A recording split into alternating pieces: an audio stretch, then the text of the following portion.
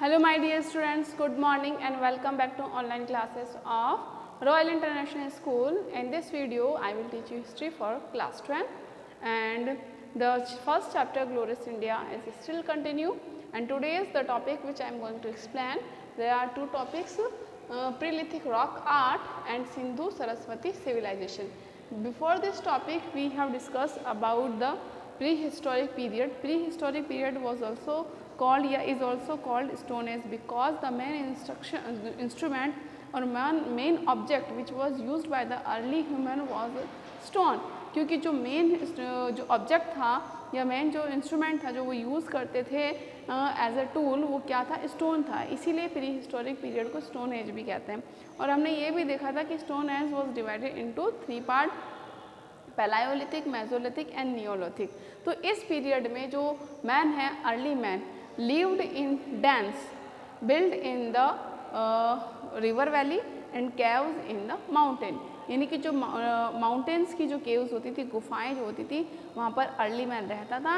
And dense यानी कि जो वैलीज, जो घाटियाँ होती थी रिवर्स की, उनकी गुफाओं में वो अर्ली मैन रहता था. एंड दे वर कॉल्ड, और उनको क्या कहा जाता था? Rock dwelling. रॉक ड्वेलिंग, उनको क्या कहते थे बेटा? रॉक ड्वेलिंग कहा जाता था उनको.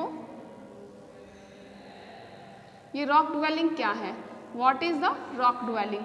रॉक ड्वेलिंग मीन्स क्या होता है? Early man lived in dense built in river valley and caves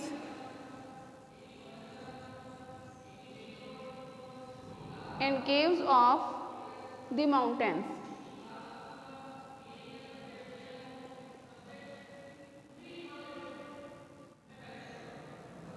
तो यानी कि जो पहाड़ों की और घाटियों की जो गुफाएं होती थी, उनमें अर्ली मैन रहता था और उनको क्या कहा जाता था? These were called rock dwelling. और इन्हीं को क्या कहते थे? रॉक ड्वेलिंग कहते थे. तो रॉक ड्वेलिंग का मतलब समझ में आया कि जो during the prehistoric age, हम बात कर रहे हैं किसकी? प्री हिस्टोरिक एज की. प्री हिस्टोरिक एज क्या होता है? स्टोन एज तो होता है ना. तो हम लिख सकते हैं कि इन प्री हिस्टोरिक एज, यानी कि जब स्टोन एज होता था, उस टाइम पर आदि मानव डेंस यानी कि गुफाओं में रहता था, घाटियों की और माउंटेन की. एंड उनको क्या कहा जाता था? Rock dwelling. And many evidence have been found that, हम लोगों को बहुत सारे एविडेंस मिले हैं that caves and dens were being used, कि उनको यूज़ किया जा रहा था या were used as a living place, यानी कि रहने के स्थान के तरीके से उनको यूज़ किया जाता था बाय अर्ली मैन. एंड जब वो उस केव्स में बैठता था और जब वो फ्री रहता था, तो वो क्या करता था? ही ड्रॉड पेंटिंग्स. वो क्या ड्रू करता था? पेंटिंग्स को ड्रू करता था. और उन्हीं को हम क्या कहते हैं? उनको रॉक पेंटिंग्स भी कहा जाता है. तो रॉक पेंटिंग्स क्या होता है? ये रॉक ग्राफिक क्या होता है कि डेंस और केव्स की वॉल्स पर, जो केव्स यानी कि गुफाओं की वॉल्स पर जो मैन पेंटिंग्स, मैन क्या करता था? पेंटिंग्स को बनाता था, which were connected to various aspect of his life. ये एस्पेक्ट्स क्या होते हैं? एस्पेक्ट्स का मतलब होता है वेरियस साइड्स, यानी कि अलग अलग पहलू. तो यानी कि जब when early man lived in caves and dense and he made paintings on the walls of these caves and dense which were related to various aspects of his lives. These were called rock paintings. और उनको ही क्या कहा गया है? Rock painting कहा गया है. तो देखो हमारी बुक में भी लिखा है कि on the ceiling and the walls of these rock shelters. ये जो रॉक शेल्टर्स थे, कौन कौन से रॉक शेल्टर्स थे? ये जो केव्स थी या फिर ये डेंस थी, ये जो रॉक शेल्टर्स थे जो कि चट्टानों में बनी होती थी, तो ऑन द सीलिंग यानी कि उनकी छतों पर और उनकी दीवारों पर early man made paintings. Early man क्या बनाता था? पेंटिंग्स बनाता था, which were connected with the different aspect of his life and these were called rock shelter. और इनको क्या कहा जाता था, rock shelter, sorry rock painting कहा जाता था। समझ में आया कि रॉक पेंटिंग क्या होता है और रॉक ड्वेलिंग्स क्या होती हैं। तो रॉक ड्वेलिंग और रॉक शेल्टर एक ही है। रॉक शेल्टर यानी कि वो केव्स और dense which were used by early man in the form of living place, यानी कि लिविंग प्लेस के रूप में अगर उनका वो यूज़ करता था तो उनको वो रॉक शेल्टर कहा जाता था। और उनकी जो सीलिंग होती थी, उनकी जो वॉल्स होती थी, early man made paintings on them, और वे और कौन कौन से अपनी लाइफ के अलग अलग साइड्स या पहलूस पर वो लिखता था। अब ये क्या होता है, फ्रॉम दिस पेंट, इनको रॉक क्या कहते हैं, रॉक पेंटिंग्स कहते हैं। From this paintings we get lots of information, हम लोगों को इससे भी इंफॉर्मेशन मिलती है। जब आर्कियोलॉजिस्ट होते हैं, जो आर्कियोलॉजिस्ट होते हैं, उन्होंने इन पेंटिंग्स की स्टडी करी and they found that these paintings related to period of prehistoric age, कि उन्होंने ये देखा कि ये जो पेंटिंग्स हैं ये प्री हिस्टोरिक पीरियड के अर्ली मैन ने बनाई है। और when they studied this paintings, उन्होंने इस पेंटिंग्स की स्टडी करी तो उनको लगा जो डायग्राम वो बनाते थे, जो फिगर वो बनाते थे, वो एनिमल्स के फिगर होते थे मोस्ट ऑफ। तो इससे ये पता चलता था कि वो ये एनिमल्स को यूज़ करते थे या इन एनिमल्स का मांस वो लोग खाते थे। और मैंने यहाँ बात करी कि दे ड्रॉ डिफरेंट एस्पेक्ट यानी कि अपनी लाइफ के अलग अलग एस्पेक्ट, लाइक वो हंटिंग कैसे करते हैं उसको भी वो उसकी भी पिक्चर वो ड्रॉ करते थे। एनिमल्स बनाना, एनिमल्स के सामने ऐसे तीर वगैरह करके, और वो स्टोन की भी पेंटिंग्स बनाते थे, और वो भी बनाते थे 2 स्टोन्स को रब करके। हम लोग कई बार जूनियर क्लासेस में देख के आए कि जो अर्ली मैन है 2 स्टोन्स को ऐसे रब करते हुए भी हमने उसकी पिक्चर देखी है। तो वो पिक्चर क्या उन्होंने कैमरे से निकाली थी? नहीं। या किसी और पर्सन ने उनकी ये पेंटिंग ड्रॉ करी थी? नहीं, ये पेंटिंग उन्होंने खुद ड्रॉ करी थी। कहाँ पर? उन गुफाओं पर और उनकी दीवारों पर। तो जब उनकी दीवारों पर उन्होंने ये पेंटिंग ड्रॉ करी कि यानी कि 2 स्टोन्स को रब करते हुए, एनिमल्स को हंट करते हुए, तो ये सब क्या थे? उनकी लाइफ के डिफरेंट एस्पेक्ट थे कि कैसे जो फायर है उसकी डिस्कवरी कैसे हुई है, उन्होंने टूल्स को कैसे बना रहे हैं, एंड वो कैसे हंट करते हैं एनिमल्स को। तो ये पेंटिंग्स वो क्यों करते थे? ये पेंटिंग्स इसलिए करते थे सो दैट दे कुड, वो क्या पहुंचा सकते, they could reach the idea of hunting and the fire, कि जो आइडिया है हंटिंग करने का और फायर को ओरिजिनेट करने का, वो अपनी नेक्स्ट जर्नल तक वो क्या कर सके, पहुंचा सके। That's why they draw these aspects, इसीलिए ये इन एस्पेक्ट्स को क्या करते थे? ड्रॉ करते थे। तो हमने यहाँ पर डिस्कस किया है रॉक शेल्टर और रॉक पेंटिंग का। तो रॉक शेल्टर क्या है कि during the prehistoric age early man lived in dens and caves of mountain, these were known as rock dwelling या रॉक शेल्टर इनको कहा जाता था। And on the ceiling and wall of these rock shelter, इन rock shelter की ceiling पर और walls पर early man made paintings related to या connected with their different aspect of life, ये जो पेंटिंग है known as the rock painting, और इन्हीं को हम क्या कहते हैं? रॉक पेंटिंग कहते हैं। From this rock painting we get lots of information about the social, culture and economic, religious life of early man. तो हम लोगों की उनकी social, religious and cultural life के बारे में इंफॉर्मेशन मिलती है फ्रॉम दिस रॉक पेंटिंग से। Second thing, now I am going to tell you that कि इस तरीके की रॉक पेंटिंग्स की एग्जाम्पल्स या एविडेंस हमें कहाँ देखने को मिलता है? इन राजस्थान, साउथर्न राजस्थान और northern Rajasthan, southern eastern Rajasthan में हम लोगों को बहुत सारी इस तरीके की गुफाएं मिलती हैं from where we can get या we can see rock painting. एक और चीज़ है, एक बड़ी फेमस जगह Bhimbetka, it is a site, ये एक जगह का नाम है। कहाँ पर आता है वो? एमपी में। It is also renowned, world renowned place. ये क्या है? एक वर्ल्ड रिनॉन्ड, बड़ा ही वर्ल्ड का फेमस प्लेस है for due to rock paintings के लिए, क्योंकि यहाँ पर रॉक पेंटिंग्स के लॉट्स ऑफ एविडेंस हम लोगों को यहाँ पर मिले हैं। सो हम लोगों ने प्रीलिथिक रॉक आर्ट के बारे में जाना है। प्रीलिथिक रॉक आर्ट में early man made paintings in rock shelters. Prelithic rock art में जो अर्ली मैन है वो रॉक पेंटिंग्स बनाता था। कहाँ पर? रॉक शेल्टर्स में। And what were the rock shelters? Dense and caves were the rock shelters. And what type of information we get from these art? We get information about the early human about the various aspects of the early human like their culture, religious and social life. They also draw the way of hunting and the way of originating fire to rub to stones.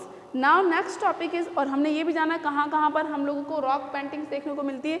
Bhimbetka बड़ा ही famous रहा है, इसको world heritage में भी include किया, which is situated in MP. Now our next topic is Sindhu Saraswati civilisation. First of all Sindhu Saraswati civilisation is a long topic, लेकिन सबसे पहले हम इसका इंट्रोडक्शन स्टार्ट करेंगे इन 1921 एंड 1921 एंड 1922.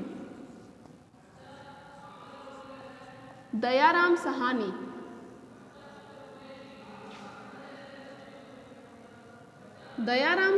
ने हड़प्पा की जो एक्सकेवेशन है उसकी खुदाई करवाई थी. हड़प्पा ओके. तो इन 1921 Dayaram Sahni conducted excavation work of excavation of Harappa valley में इन्होंने क्या करवाया था, हड़प्पा वैली में एक्सकेवेशन का काम करवाया था इन 1921. इन 1922 राखलदास बनर्जी, 1922 में कौन थे बेटा, राखलदास बनर्जी.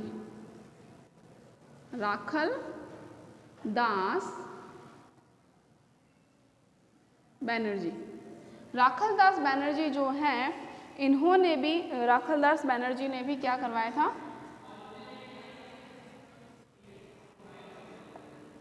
इन 1922 Rakhaldas Banerjee started work of या फाउंड द मोहनजोदारो. इन्होंने मोहनजोदारो को फाउंड किया था, यानी कि मोहनजोदारो एक साइट है उसको इन्होंने फाउंड किया था. मोहनजोदारो पर एक मूवी भी बनी है, मोहनजोदारो भी एक सिविलाइजेशन है which is related to Sindhu Saraswati civilization. In 1921 Dayaram Sahni ने किसका एक्सकेवेशन वर्क करवाया था, हड़प्पा. इन 1922 में राखलदास बनर्जी ने क्या करवाया था, वॉज डिस्कवर्ड. इन्होंने किसकी खोज कर दी थी, इन्होंने खोज की थी हड़प्पा वैली की इन्होंने की थी, और इन्होंने मोहनजोदारो की खोज की थी. लेकिन सबसे पहले किसकी खोज की गई है, हड़प्पा की. The Harappa excavation work of Harappa started first of all, that's why इसको हड़प्पा सिविलाइजेशन भी कहते हैं. हड़प्पा सिविलाइजेशन भी कहा जाता है. तो क्यों कहा जाता है हड़प्पा सिविलाइजेशन, क्योंकि एक्सकेवेशन का जो काम है वो सबसे पहले हड़प्पा का किया गया था, या इनमें जो सिंधु सरस्वती सिविलाइजेशन है उनमें जो सबसे पहले साइट है, यानी कि जो स्थान है वो हड़प्पा वाला ढूंढा गया था. ठीक है, बहुत सारी साइट्स है इसके, बहुत सारी अलग अलग साइट्स का मतलब है बहुत अलग अलग प्लेस हैं जो कि किससे रिलेटेड है, सिंधु सरस्वती सिविलाइजेशन से रिलेटेड है. बट जो इसकी जो बहुत सारी साइट्स हैं उन साइट्स में सबसे पहले किसकी खोज हुई थी, हड़प्पा की खोज हुई थी. So it is called Harappa civilisation, इसीलिए इसको क्या कहा गया, हड़प्पा सिविलाइजेशन कहा गया है. तो मोहनजोदारो की खोज किसने की थी, राखलदास बनर्जी ने इन 1922 में. हड़प्पा का जो एक्सकेवेशन का वर्क किसने करवाया था, दयाराम साहनी 1921 में. And this civilization, Sindhu Saraswati civilization called Harappa civilization. इसको हड़प्पा सिविलाइजेशन क्यों कहा गया है, इसको हड़प्पा सिविलाइजेशन इसलिए कहा गया है क्योंकि हड़प्पा जो साइट है वो सबसे पहले क्या की गई थी, उसको फाउंड किया गया था. That's why it is called Harappa civilization. One more thing, जो मेनी साइट्स हैं, यानी कि जो ओरिजिनल साइट्स जो है ये ओरिजिनल सिटीज़ हैं. Original cities were found near by the river Sindhu. तो बहुत सारी जो ओरिजिनल साइट्स जो हैं, ओरिजिनल सिटीज़ जो हैं, यानी कि इस सिविलाइजेशन से रिलेटेड जो ओरिजिनल सिटीज़ है, यानी कि जो ओरिजिनल शहर हैं जो इस सिविलाइजेशन से रिलेटेड थे या इसमें इंक्लूड होते थे, वो नियर सिंधु रिवर के आसपास ही मिले हैं बहुत सारी इसकी सिटीज़. तो इसको पहले क्या कहा गया, in the beginning it was called the Sindhu civilization. इसीलिए इनको क्या कहा गया था, पहले सिंधु सिविलाइजेशन कहा गया था. But as per the current knowledge, लेकिन जो अभी जो करंट नॉलेज मिली है उसमें ये कहा गया है कि ये भी कहा गया है कि according to the latest knowledge this civilization belong to, कि ये जो सिविलाइजेशन है ये बिलोंग करती थी वैनिश रिवर सरस्वती, कि जो सरस्वती रिवर वैनिश हो चुकी है, ख़त्म हो चुकी है, लुप्त हो चुकी है, उससे ये सिविलाइजेशन बिलोंग करती थी। सो इसको क्या नाम दे दिया गया है, so it is preferred to call, अब ये दोनों रिवर से बिलोंग कर रही है। भाई सिंधु रिवर के आसपास में बहुत सारे साइट्स मिले हैं, ओरिजिनल साइट सिंधु रिवर के पास में मिले, लेकिन लेटेस्ट नॉलेज ये भी कहते हैं कि this civilization belong to Saraswati river, जो कि कहाँ कहाँ पर फ्लो करती है, राजस्थान में फ्लो करती है, पंजाब में फ्लो करती है, गुजरात में फ्लो करती थी, तो उनसे बिलोंग करती है। That's why it is preferred to call it Sindhu Saraswati civilization, इसीलिए इसको सिंधु सरस्वती सिविलाइजेशन कहा गया है। तो अब बात पता चली कि इसको सिंधु सरस्वती सिविलाइजेशन क्यों कहा गया है। तो सिंधु सरस्वती सिविलाइजेशन इसलिए कहा गया है कि ओरिजिनल सिटीज़, जो ओरिजिनल सिटीज़ थी वर बिलोंग्ड, वो कहाँ पर मिली है, वर नियर टू सिंधु रिवर, वो कहाँ पर थी, सिंधु रिवर के आसपास ही थी इसकी original cities of this civilization. और लेकिन करंट जो नॉलेज है वो ये कहती है this civilization is belong to Saraswati civilization, so it is preferred to call it the Sindhu Saraswati civilization. अब हम बात करते हैं इसकी एरिया कवरेज की, कि एरिया कवरेज क्या है according to the latest civilization की साइट्स, कि इंडिया में कितनी साइट्स हैं। इंडिया में टोटल साइट्स हैं इसकी 917 साइट्स मिलती है, साइट्स इन इंडिया। पाकिस्तान में इसकी मिलती हैं 481 इन पाकिस्तान, और 2 साइट्स इसकी मिलती हैं इन अफगानिस्तान।